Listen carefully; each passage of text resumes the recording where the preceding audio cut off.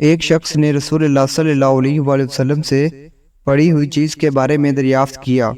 آپ نے فرمایا اس کے بندھن پہچان لے، یا فرمایا کہ اس کا برتن اور تھیلی پہچان لے، پھر 1 سال تک اس کی شناخت کا اعلان کراؤ، پھر اس کا مالک نہ ملے تو اس سے فائدہ اٹھاؤ، اور اگر اس کا مالک آ جائے تو اسے سونپ دو۔ اس نے پوچھا کہ اچھا، گم شدہ اونٹ کے بارے میں کیا حکم ہے؟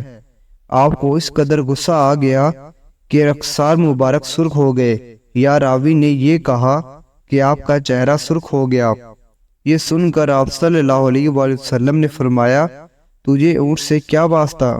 اس کے ساتھ خود اس کی مشک ہے اور اس کے پاؤں کے سم ہیں، وہ خود پانی پر پہنچے گا اور خود پی لے گا اور خود درخت پر چرے گا، لہذا اسے چھوڑ دو یہاں تک کہ اس کا مالک مل جائے۔ اس نے کہا کہ اچھا، گم شدہ بکری کے بارے میں کیا ارشاد ہے؟ آپ نے فرمایا وہ تیری ہے یا تیرے بھائی کی، ورنہ بھیڑیے کی غذا ہے۔